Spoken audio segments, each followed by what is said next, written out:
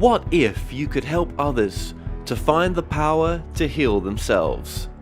Physically, emotionally, and spiritually. When I started teaching my classes, it was in 2002, and I was just doing the past life regressions and contacting the subconscious part. But then as the time went on and we found how powerful this was and what we could do with it, a lot of the students began saying, you know, advanced past life regression doesn't really tell what it's all about. This is so much more than that. We think you should change the name. So it was a few years ago we decided to change the name to Quantum Healing Hypnosis Technique. And this is the healing technique that we've now been teaching it, well, since 2002, that's 12 years. What if you could time travel with them? Visit mythical places or angelic realms, other worlds, other galaxies. Help others to speak to their higher selves. You can. Dolores has taught thousands of people from across the world how to use QHHT, and now you can learn her method by going directly to dolorescannon.com. And don't forget to mention the discount code MORETALKS.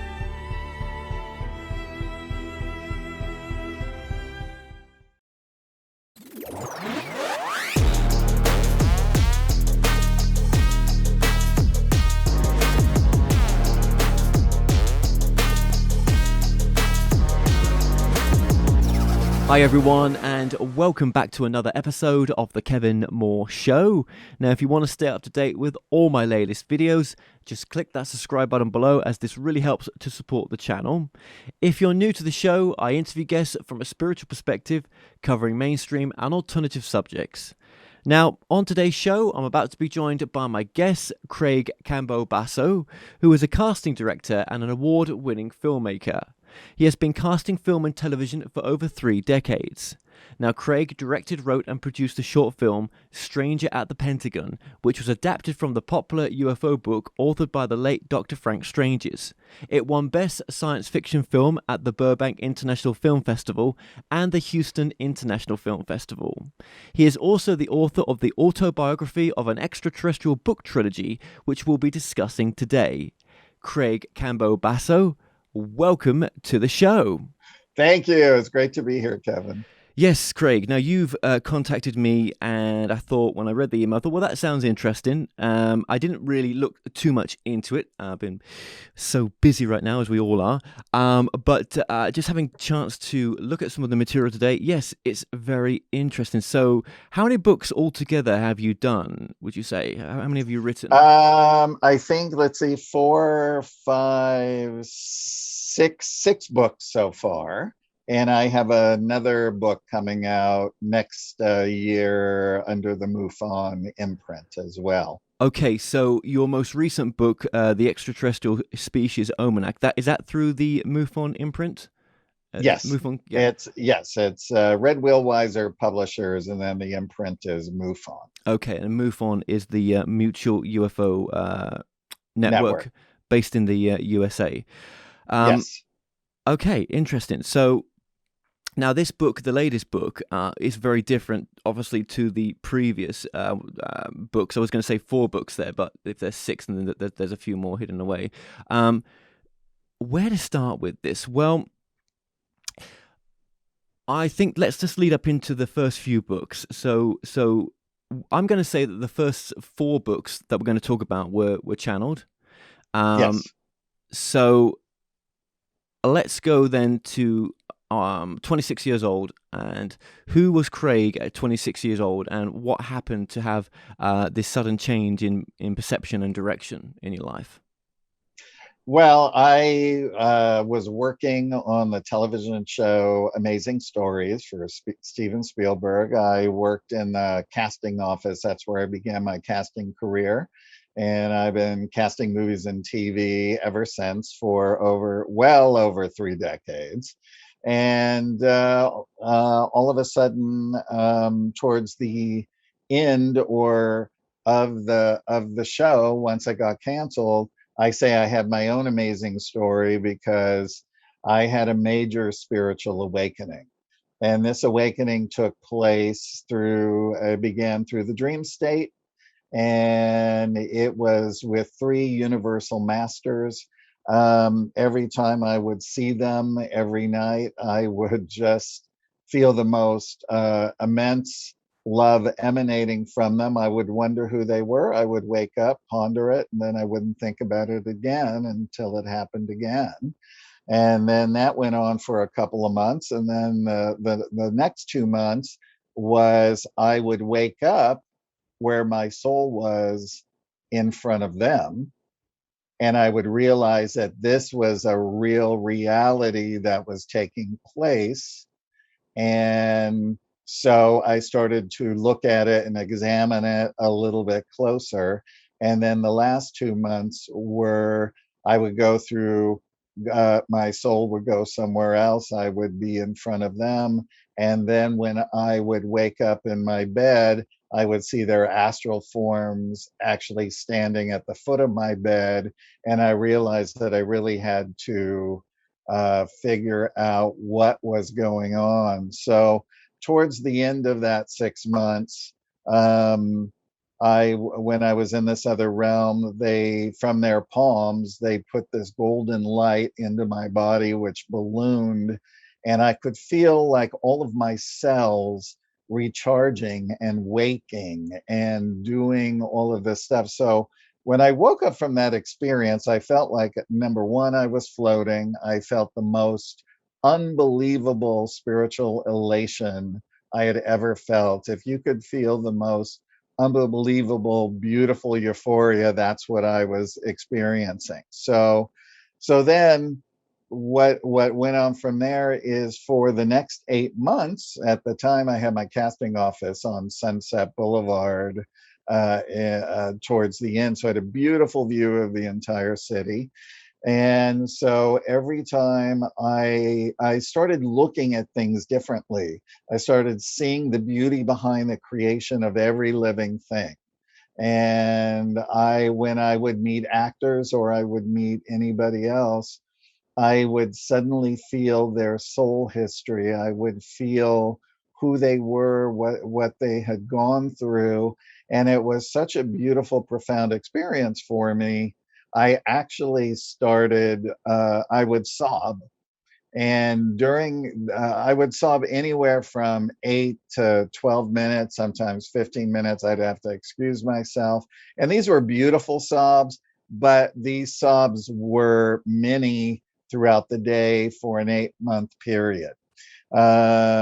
Anyway, there were many other waking processes for various things throughout that time period.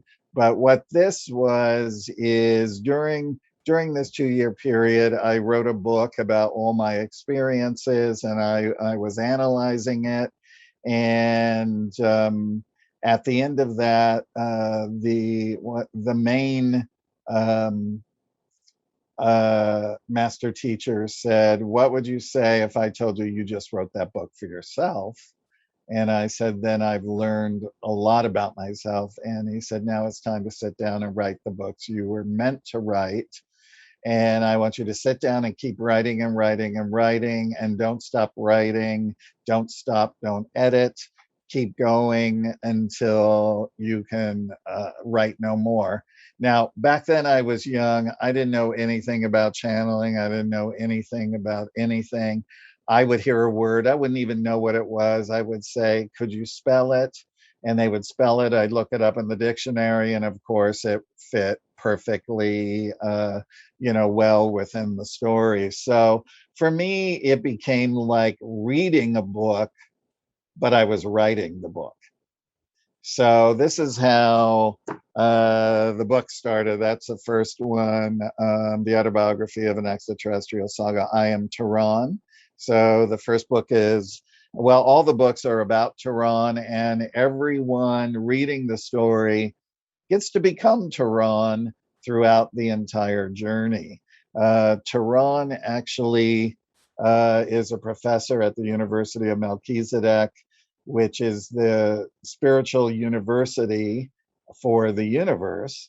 And the one thing that he teaches is star seeds who are going and incarnating on younger worlds to help raise consciousness. So we get to learn about that whole process. In these books, he's in charge of the ones that are coming into Earth, and he's also in charge of um, giving the tutelage to what we call mighty messengers, who have come into Earth and have become every race, creed, religion throughout a longer span of time. And then they come in, and their job is to teach the masses. And in teaching the masses, therefore, they know how everyone has walked, because they have walked in everyone's shoe on the planet. So, so they have this incredible empathy for everyone. And then the star seeds are raising on an individual timetable, and then this what they call the Galactarian Alignment of Space Peoples and Planets. They keep track of the star seeds, and if they are not moving at a accelerated rate or not on their timetable, they help to give them a little nudge and things of that nature. So, but the most fascinating thing of the entire thing is, up there, everyone is fully conscious. Here we are dualistic, right? So there, everyone they're manifestors. They have full consciousness. But in every 200,000 births, there's an anomaly. There is a dualistic being that is born, and it's done for the reason of all of the fully conscious people to have an example of what a dualistic being is and how they act, and also vice versa for that dualistic being. So Thyron is actually a dualistic being, and throughout his journey, we learn how he becomes fully conscious. And again, you've never had, well, actually, have you had a sort of direct encounter with Thyron then? Yes, And I have. where did that take place? It's all experiencer. So you literally, it's like your soul, when you're sleeping, your soul can travel somewhere else and have an experience, because experience doesn't differentiate between being in your physical body. You can be in your soul body and astral travel somewhere else. Another part of my awakening was igniting my astral body, which was a very huge experience. And then from there, I could start astral traveling to other worlds and start learning about them. And I would actually, as I was writing, I was able to actually see them in full living Technicolor and could describe them that way. Or if the information didn't come through that way, it would come through hearing it through voice. And with those sort of, out of body experiences, were they controlled out of body experiences by you, or were they when you went to sleep? How did that work? Some were done through meditation. Some were done when I was asleep. And it's also like if somebody goes somewhere, it's both parties agree to that travel for you to go there to learn something. So these were like things that were on a timetable. And how long did the books take to bring through then? I mean, from the first book to the fourth book in with Thyron, how many years did that take to Well, I would say I started writing book one around 28, because I had written the other book, which I never published, from 26 to 28. And really, that book was book one and book two. It was really quite large. And it was such a massive undertaking to then figure out what I was going to do with it. And so what I had to do was sort of chop it up into two And so originally the first book came out, and I didn't plan it this way, just came out on 11/11/11, right? And then after that, then book two, which is Waking Tehran here. By the way, I painstakingly worked with an artist to bring everything I was seeing to life. So each book has about 90 artist renderings of the extraterrestrials, their home worlds, inside the ships, what the ships look like, that kind of thing. Because I wanted everyone to see what I was seeing as well. So, so the interesting part, so Waking Tehran is the continuation story, and it revolves a lot about Earth, but it also revolves around Waking Tehran. That's book two. Each book says book two of the series or book three, so people let's don't just go get back to the first confused. book. You said that the first book never got published, but then you said you did publish it in the end by breaking it down into two parts. Just clarify that. Have I misunderstood? Yeah. Well, the first book I wrote was just about my experiences. So that's a book that never got published. I started writing the autobiography series when I was 28. So the first book was from 26 to 28. And then when I started writing this when I was And 28. you've still got that first book, and you've never released it yet. No, Maybe never will. no, I never will release that Okay, book. okay. So, Yeah, wow, that's a feat to have produced that first book and not released it, and then go straight to, yeah. which would have been book two, which ended up to be book one in the series of these books. And if you could, how would you kind of sum up these books? What is the journey, do you think? Because there's a lot of chapters in here, and I'm sure there's a lot of good stuff. But what journey are you taking us on?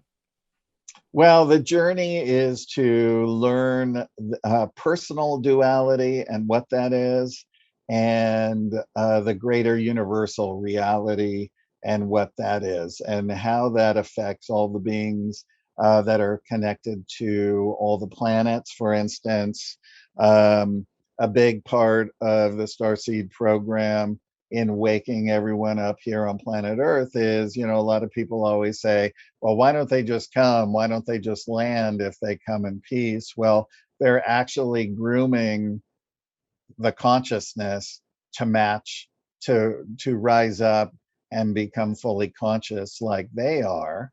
So then, therefore, everyone will understand from a heart-based thing. So Just yeah, because a few thousand years time. yes, yeah, yeah. So, there's no timetable for that at all. There's just not. No, okay.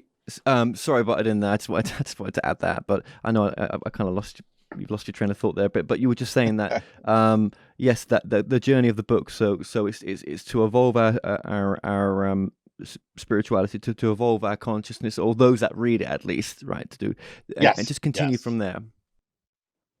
So what we do is we just go on the greater journey, and we learn how Tehran achieves his. He's actually went to a school, a dualistic school, when he was a young boy, where he met two of his good friends. They entered into the sub commander program, and so we see them rise up throughout the books there and become commanders, and they're all trying to achieve becoming fully conscious, and and it's each one of them does it in a different way, but they still achieve the same results. So this is a good sort of blueprint for the readers, because then they can understand, if they really want to work on themselves and actually merge their heart with their mind,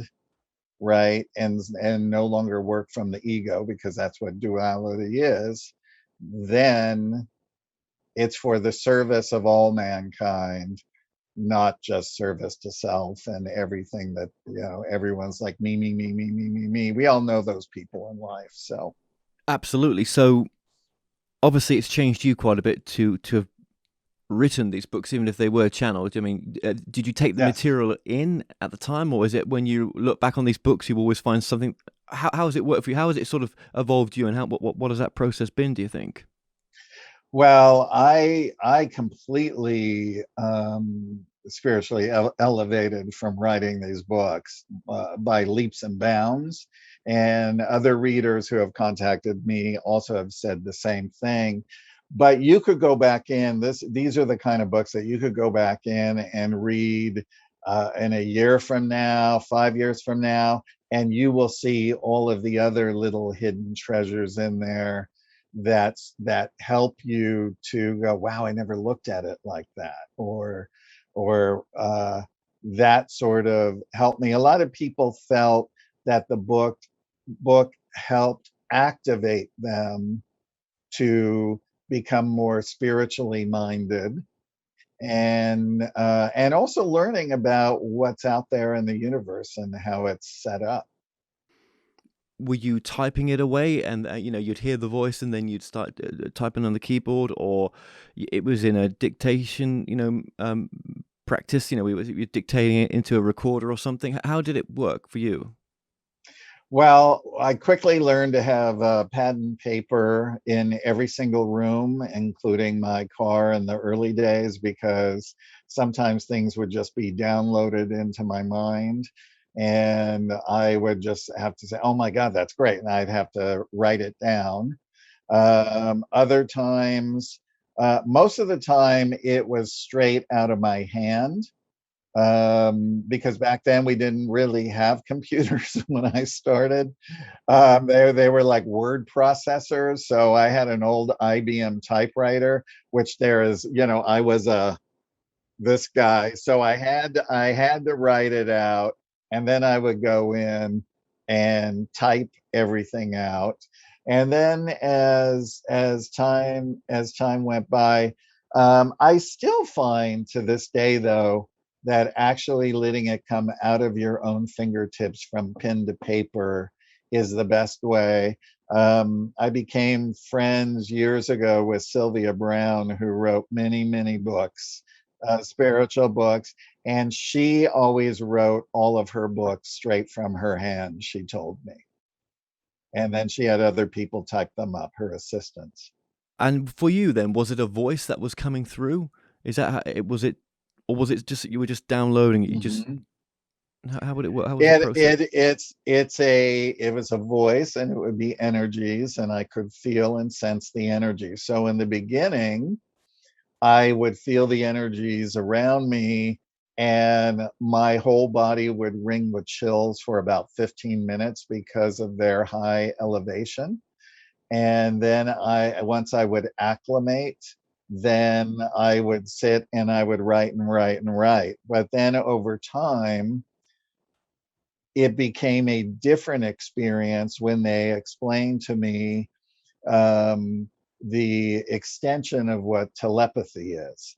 So in their worlds, we think of telepathy as like I'm talking to your mind, you're talking to my mind, but that's what we think of it. But in actuality, if they're sharing something, they share their feeling body with the recipient, and that person is actually experiencing it as if it were happening to them, so that they could get the full sensory feeling of what the person experienced. And then, therefore, the recipient has also had that experience, and that goes into their sort of spiritual bank of experiences. Was it mainly Tehran that was coming through? Was there others, or Yes, there were definite others. There are two extremely tall beings that came, that were which were the ones for waking. Their race were called the Maramayams, and they actually come from. They say we are in Super Universe 7. They're from Super Universe 1.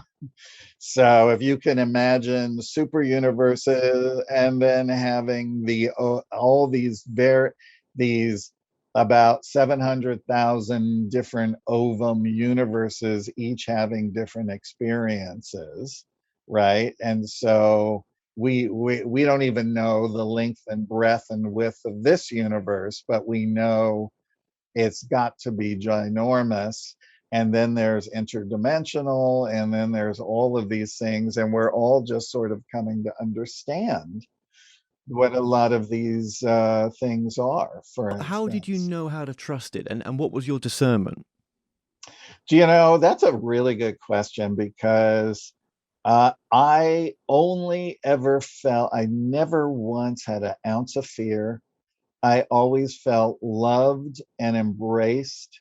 Um, and I know that I was sort of like in preschool in the beginning and sort of kept going. And what I really wanted to do was graduate to just kind of understand what this message was for Earth and for people to understand. And um,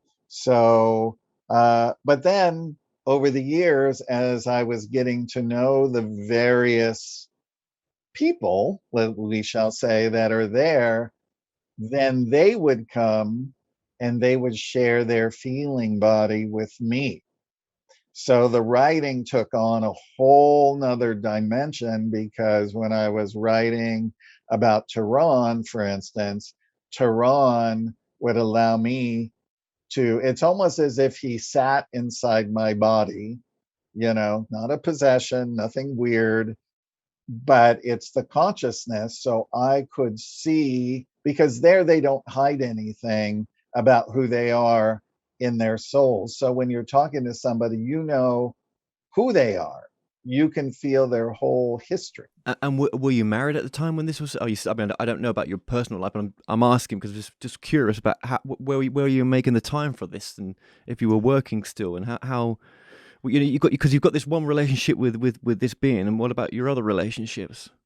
No, I was not married at the time. This is, I thought about it for quite some time. I say, if I was in a relationship back then, there's no way that I could have brought this forth. Yeah. So no, I'm not married now. No, but No, you are in a relationship. That's no, what I mean. I'm No, not in a okay, relationship. okay. No. But had you been in a relationship back then, there was no way that you would have been able to do this. Were you doing this then after work? Was it, or was it? How were you? No, early in the morning, I started, they would start waking me up at 3 a.m. every morning. They said that was the best time to write because all the brain waves are asleep. And I am on that schedule to this day. Are you continually communicating with Tehran, or is that communication finished? When I know, it's pretty much finished when I finish writing a book, unless they want to come and say something, or unless I want to ask him or some of the others a question. But I am starting to write the next book in the Tehran series, so now all those reconnections are coming back. Yeah, I mean, how do you see it working? So Tehran is washing the dishes, back at home, right? For example, and then you're communicating with him, and he's having to pause to do that, and then okay, let's sit down and let's speak to Craig. I don't think it's happening like that. Are you if Tehran is actually having a real experience wherever he is, or she is, or it is, right? Um, Mhm. are you connecting with Tehran's higher self, where the real Tehran that's in physical or some experiential form wouldn't know that you're connecting with it? You're not connecting. Are you connecting with this something's higher self, and you're not connecting with the actual physical being, where it's two, you're physical and something else is physical in some other reality, but and you're both like having this communication? I mean, because I could say, well, is someone Yeah. channeling me? If someone's in some other reality and they're like, oh, I wrote this book with Kevin Moore, but ain't no one speaking to me. That do you know what I mean? Right, exactly, But is exactly, it a high? exactly. How is this taking? It is. It's more of a higher self. It's sort of like, if you want to look at it as a ball or a sphere of consciousness that I have access to, right? I equate it to, um, like, the universe has a cosmic mind, and it also has a cosmic heart. And if you want to visit that cosmic mind through meditation and putting yourself in that relaxed state, you can go to that sphere and you can access it, because it is one and it is all, it is everyone. And so you can actually ask questions, and you can have that the sphere or those individuals step forward and help you with whatever you're looking, whatever you need. On the book, you show a sort of physical version of Tehran. I think you do.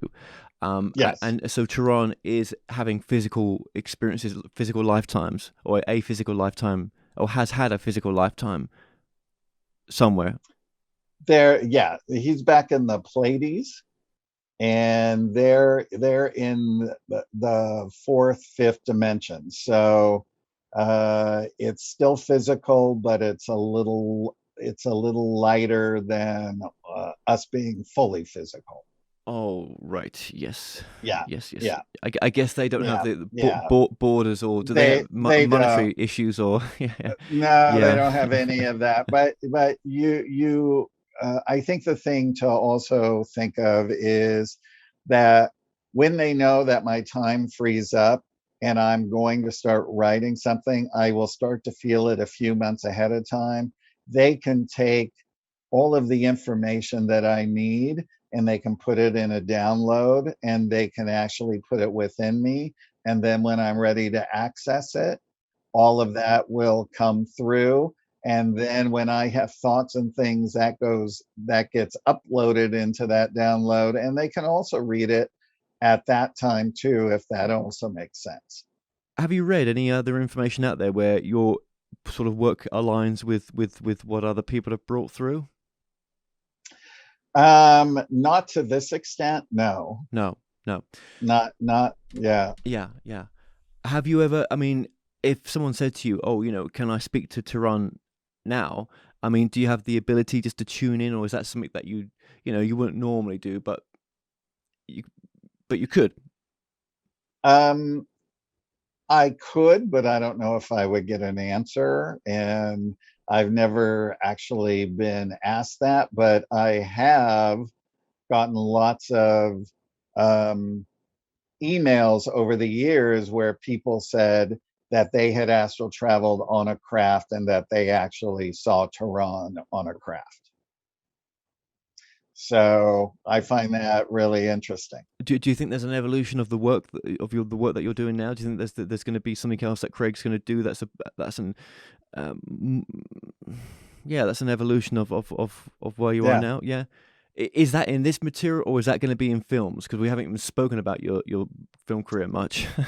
um, Oh gosh, yeah. Well, I think when people like this book series, whether it was like a mini series on Netflix or a limited series or for the film, I really want to do that. I've already written the first script for book one.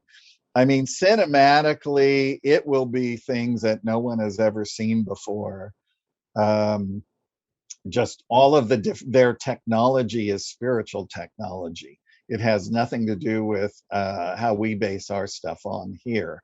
So how things work, the inner workings, all of that. I mean, it would be a visual feast, and their craft are living craft. They're actual living beings.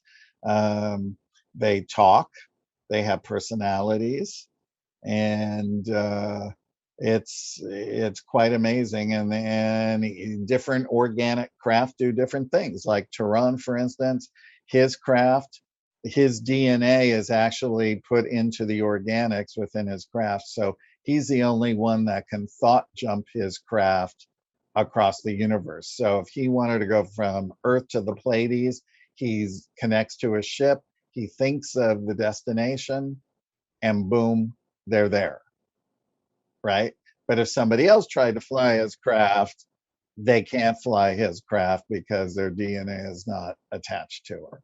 what were some of the important messages that you think came through the books that was really like to get out there, if you could say something about some of the important messages, if there are some, there must be. Yeah, there's a lot of important messages, but the one that I found the most interesting is the greater duality between what we would call Archangel Michael and Lucifer, in connection also with Earth. And the books go into book one, we do meet Lucifer, and understand a little bit about him. But at a certain point in book two, Michael gives Thyron, wants Thyron to go and take down Lucifer's lateral statement. He's been imprisoned on a prison planet for 200,000 years, and he has rejected everyone since then. But for some reason, Lucifer allows Thyron in. And where are you? Are you in England? No, America, Wisconsin. Oh, you're in Wisconsin. All right. Well, Yeah. For all of our British folk, Yeah. which I'm part British as well.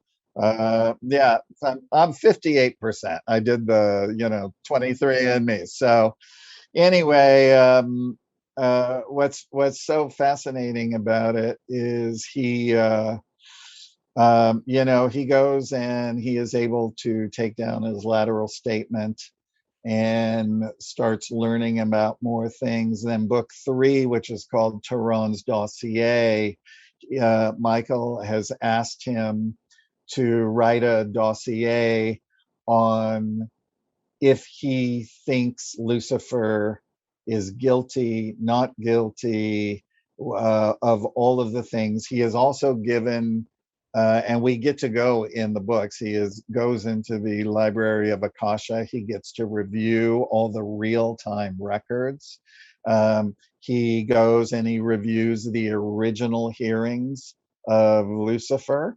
So in Thyron's Dossier, we get to go back and hear that. And then also in current day, Lucifer is in a tribunal because he has never asked for redemption. So he is now on trial for soul death. Now, I had never heard of soul death before, so this was quite unique in following this story. I couldn't wait to write book three because I just wanted to know what happened to him, right? I mean, I literally, and people gobble up book three like you wouldn't believe. So, and really, in the end, what the answer wasn't what I thought it would be. You think it's a yes no answer, it's something totally different. Let's leave that in the book for the readers. But if there was Yeah. if there was an important message, what would that be? Do you think, if there was something that we need to hear right now? Well, the most important message is for everyone to work on themselves spiritually, and how to see, like the Maramayams, that their world, and imparting all of their knowledge from their realm is about the power of thought, that thoughts have action, and about different things like that, but also that you have the power, right? So Kevin, you and I are, like, let's say in real life, we're brothers, and we are having the most horrific fight of our life, and we both leave angry as all hell, and one of us is a little meaner than the other, and he's thinking, I'm going to do this, and I'm going to do that, and I'm going to do this.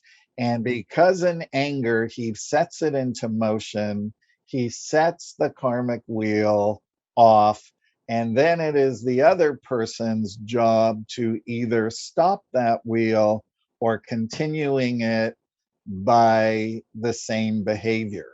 So that's why they always say take the high road, but everyone knows when you're in the fits of anger and things like that. So there are practices and things that you can do to eliminate anger. There's even, which is really cool, when they start to ignite a lot of beings from becoming dualistic into becoming fully conscious. You get to learn that process, as well as each chakra, each of the fifth, of the eighth, ninth, 10th, 11th, and 12th chakras are activated, move down into the body. That's in book 2. And then we see how they merge and that kind of thing. So really, it's about learning how to keep yourself balanced, and to walk away in anger until you can actually think clearly.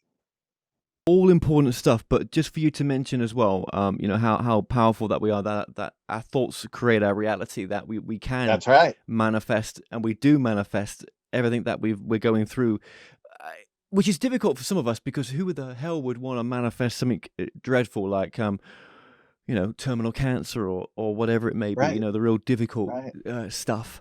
Um, I don't know. I'm not even too sure if I can go there to say that we do manifest that, but for sure, we can try to manifest the outcome of some of that, and how powerful that our thoughts are. I mean, we all know that, don't we? Most of us do that. Oh my God, I just thought that thought, and Well, look, it's not took me too long just to be able to bring that into my reality. We've all had that, haven't we? right, right, right. Or a jealous mind over a girlfriend, where you think she's dating someone else or going out on you, and your mind lives in this place, and you start creating this horrific reality, and before long you've brought it into your realm, and then you start getting angry at her. But I I just want to bring in one thing about what you said about using the positive thoughts. Almost 12 years ago, I had fourth stage melanoma cancer. So I should be dead, right? So I went through this cancer for 3 years prior to the 12 years, Had it spread? and Had it spread? it did, and I had many, many physical operations to eradicate it for a year. And then it spread throughout my entire body. I had lung cancer. The only place it didn't go was in my brain, thank God. Right. So I just kept saying, I'm supposed to go through this. I don't feel like I'm going to die, but I need to go through this. And it was a lot of shedding. It was like going down to the depths of death, and then working yourself back up again, right? And I had many conversations with my oncologist, who was like the coolest dude ever. He would just say, um, the only people that make it through are the happy ones. It's the ones that believe they're going to die. Those are the ones that are going to die. So he said, you're a nice, happy person. You will make it through, because that's how you change. I look at it as changing your cells in your body, right? There's an actress that visited the Hopi reservation who taught me a thing called the laughing chant, and it moves everything out of your body. You just start with ha ha ha ha ha ha ha ha ha ha ha ha, and you keep going, and then you just start laughing. And if you do it in a large group, it's even more fun, right? So that gets it all out. But during the time, my last year, well, 13 months in the hospital, I was in the hospital every month for a week while they put IL-1 and IL-2 chemo, which should have killed me, right? And I had these horrific things called interferon shots as well. And I was so sick. And when I would come home, I was doing a movie at Paramount prior to that. I bought every single I Love Lucy episode, and all I did was watch I Love Lucy and laugh. Right. So, and then I found a Chinese herbalist, and he helped me with my body as I was going through cancer. He said, give me the chemo drugs. I will give you these herbs that will weaken the cancer cells and allow that chemo to throw it out of your body.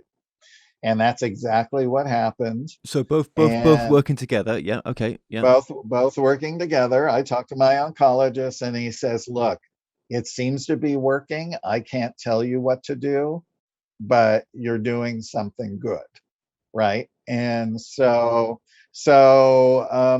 I took it upon myself, for many years I would go visit the cancer ward and talk with people to help boost their spirits and tell them my story. And I just saw my surgeon last month, walking the halls when I was there getting a checkup, and she was like, oh my god, they're so happy to see you because they see so many people die.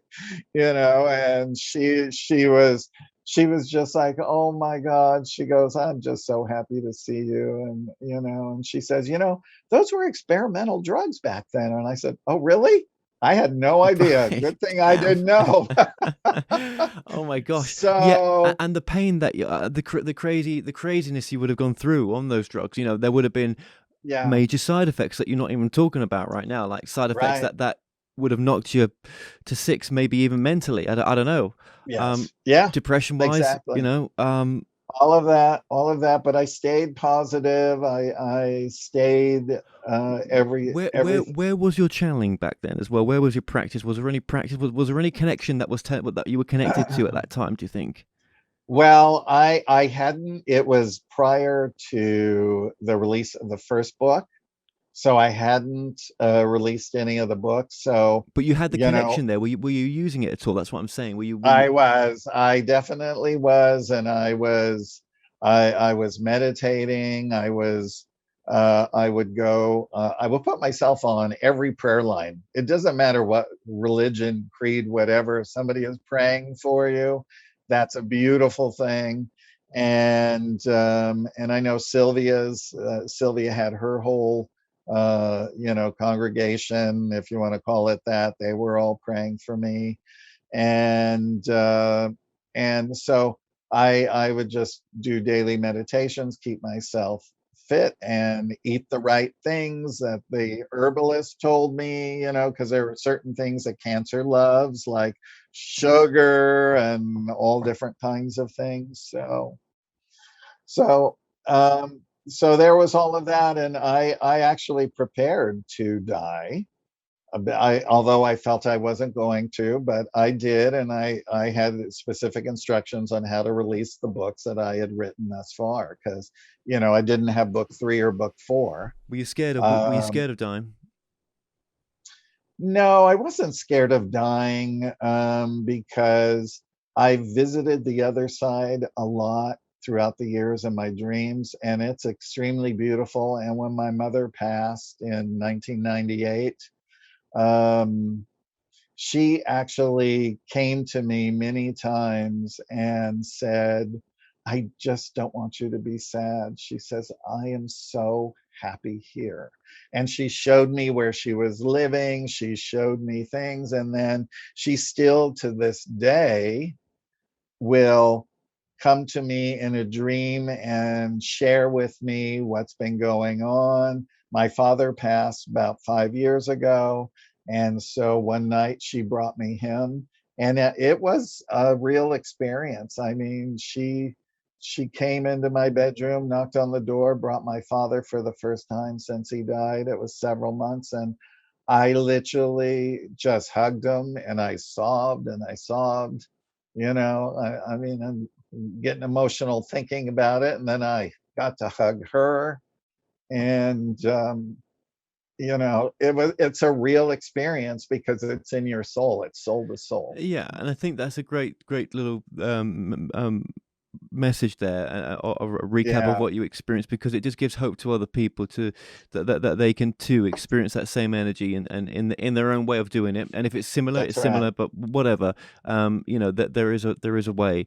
Um, and you got to be open to it as well, which you were, and Yes. that's beautiful that you were able to see your dad again and have that connection. Now, um, with your father, with your childhood though, was this your biological father that we're talking about here? This is my stepfather. So when I was 12 years old, that my mom and him married when I was 1. And then when I was 12, my mother told me he was my stepfather. So I've only ever looked at him as my father because he is my father. I only use the word step to differentiate from biological. And my mother didn't know where my biological father was. She was dating him. She got pregnant. She found out he was married with a kid, and she ended the relationship. She didn't seek any monetary support. She just wanted it to be over.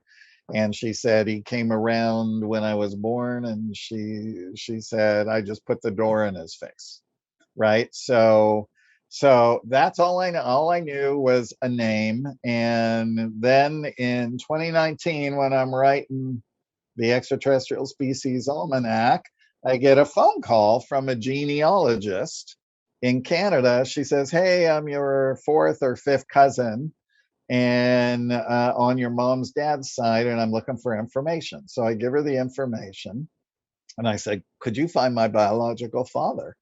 And she goes, "Yeah, I can find anybody." So because I had already done the DNA thing and it's in the system, that she contacted me later and she goes, "Well, I found him." She said he did pass in 2006, and this is where he's buried. So I immediately ran to the cemetery the next day, went to the front desk. I said, "When So it this wasn't far man away. It died." wasn't far away. No, No. no, no, Wow. All those no, years, he'd been in that Burbank. close. And actually, he lived near me for most of those years. Strangely enough, him and his wife. I could have been in the same restaurant that they were eating in, would never have known it. So anyway, they said, "Yeah, we do have a name of a man that called, but we don't have any info." So I took the man's name, had a different last name, came home, looked him up on the internet. He lived around the corner from me, literally. Wrote him a letter. It said, if you know anybody Now, in hang his on a minute. family. Just who is the man you're referring? Because so you went to the cemetery where your dad, your biological father, was buried, and are you talking about Yeah.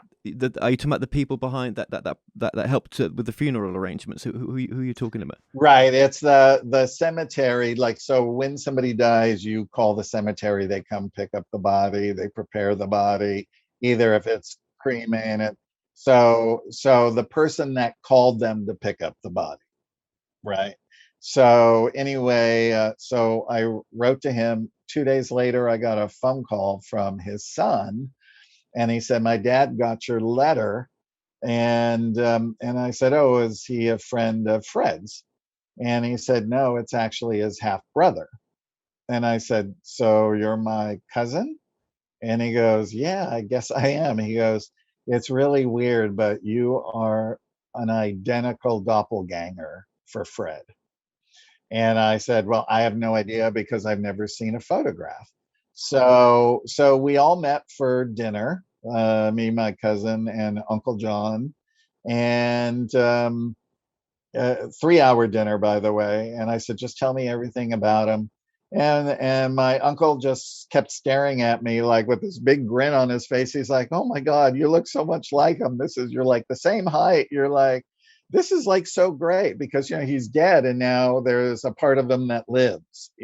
So it was very exciting for them and for me. And then an hour in, he said, "Oh, um, so your father he wanted to go into the Air Guard, but he was underage, and our mother, they have the same mother, had to sign a piece of paper. So he went into the Air Guard when he was 18. He went immediately into the Air Force. He was in intelligence. He was like in Bordeaux, France, and he flew airplanes and he did this and he was all over the place." And then he said, "Oh, and by the way, he was in Project Blue Book." Wow. Project Blue Book Hmm. of all things. And I just went, what? Right. So anyway, and then my cousin chimed in and said, yeah, my brother and I tried to pry UFO information out of him growing up, but he would never talk. I said, he said he was really good at keeping secrets. I said, yeah, he never told you about me. So he goes, yeah, yeah, yeah. So anyway, I thought that was very fascinating. So I dedicated the Extraterrestrial Species Almanac and put his air guard picture in there. Is there any way of getting his DD-214 and I think, well, I suppose it'll be in his DD-214, but to get his records and to see if there's anything that you can, that connects him with Project Blue Book. I mean, I doubt that it would be public, but there might be some records that connect something together. Well, usually what they put is they don't put Project Blue Book. They No, put no. they put intelligence. Well, even to right? see his DD-214 to show that, yeah, right, yeah. right. And I think I have it.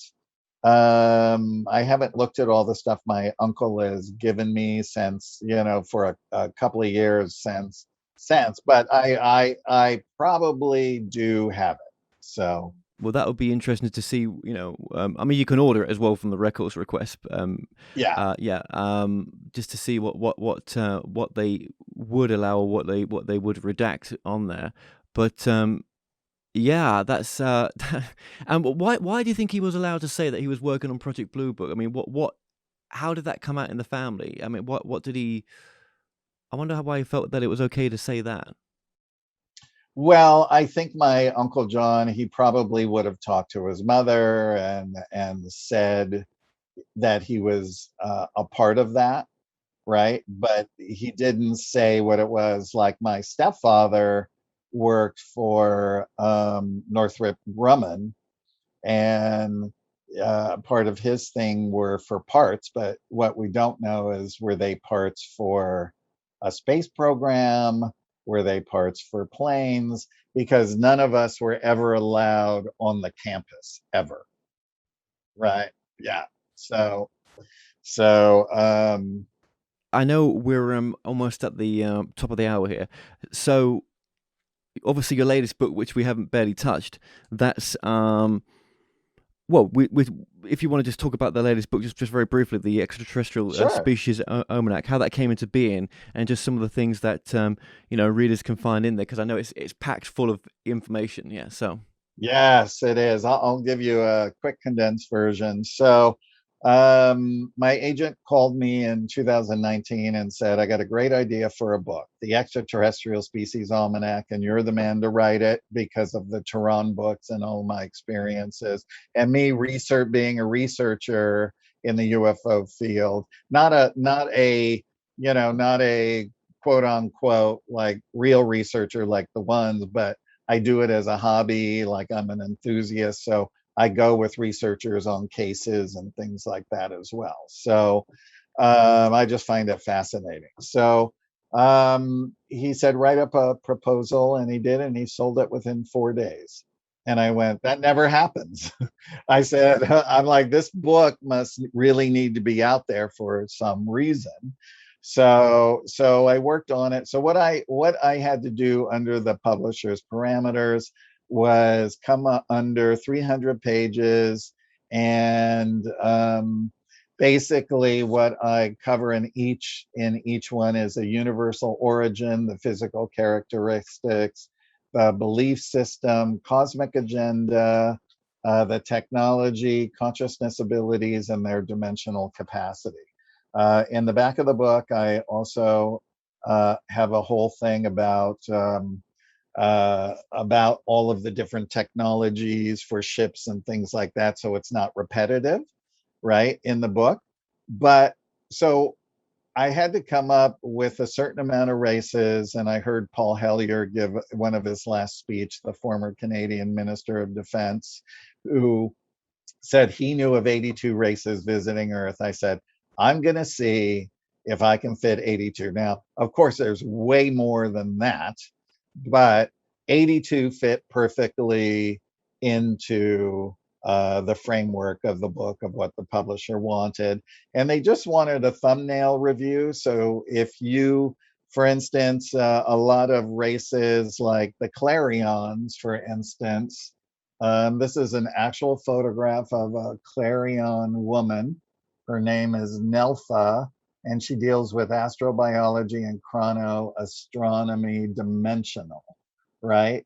And she and other Clarions are in contact with a man in Italy named Maurizio Cavallo. He has a book called Beyond the Heavens. Some friends of mine researched his story and helped him to get a book here with a lot of other photographs of other Clarions as well. So I contacted Maurizio, did the interview, put the stuff in there. So if people want to learn more about that, they can go to the back of the book under further reading and see, Clarions. This is what I can go and research and buy. And the same with a lot of the other races as well. Colonel Wendell Stevens, he saw he did 65 books in his day of contacting, and I had access to all those books. So with permission. That's a lot of Yeah. research then. So how long did it take to sort of research this and put it together, this book? Well, I already had researched a lot of these races already. So what I did is I went in and I did the finite on them, and then I went to see if I could get the permission and the rights from the individuals who own the books or the stories to include them in this book. So that, because I always believe that that's the best route Of going. course. So you actually came up, actually discovered 87 for this book. 82. 82. I'm sorry. Yeah, 82. Yeah, 82. What's the difference? That's Yeah. a heck of a lot. Okay, Yes. that's fascinating, and I'm just I before we go, I just want to mention the Stranger at the Pentagon as well, because obviously the posters Yes. behind you. Just very Yes. briefly, now this was a. Am I right to say this? This was a short film, and you're looking to get this made into a feature film. Yes. Fill me in the blanks. Yeah. So the Stranger at the Pentagon is about a created being named Valiant Thor. There are actual pictures of him. Actually, in this book, I put his picture in there under created beings, right? So this is what a created being looks like. And he came and lived and worked at the Pentagon under the Eisenhower-Nixon administration from March 16th, 1957 to March 16th, 1960. They were to discuss a design that would eliminate all disease and poverty, how to prolong life, and of course, all of the other things like the atomic bombs and different things like that, free energy, how to get Earth on the right track back then. So there was this 3-year period where he was there. Towards the end of his stay, they had rejected the proposal, primarily the military-industrial complex. Eisenhower and Nixon were actually for it. And if you listen to Eisenhower's last speech, he talks about the dangers of the military-industrial complex.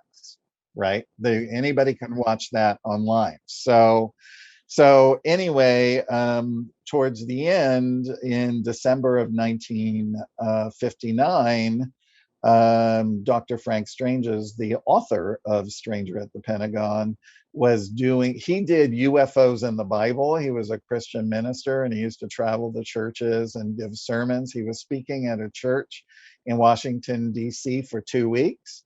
And one night was UFOs and the Bible.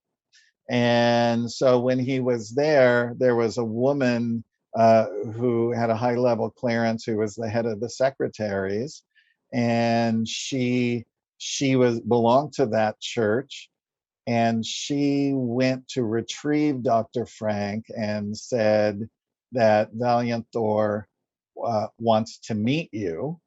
There's a whole lot more to the story that I can't go into right there because it'll take too much time. But yeah, but anyway, so Dr. Frank goes the next day. She brings him. They have their first meeting, and they talk a little bit, and then Valiant Thor leaves on March 16th, 1960, and he returns exactly a year later. He does go and visits Dr. Frank, and then from there they started a long time friendship. And Dr. Frank finally was invited to his craft, Victor 1, which is right there. And that's when he met his vice commanders and some of the other crew members and learned about the workings of the craft and starships and different things of that nature. So I met Dr. Frank early on, either in late 2001 or early 2002, and I ended up becoming, I wrote the script for the feature film, but then Dr. Frank passed away in 2008.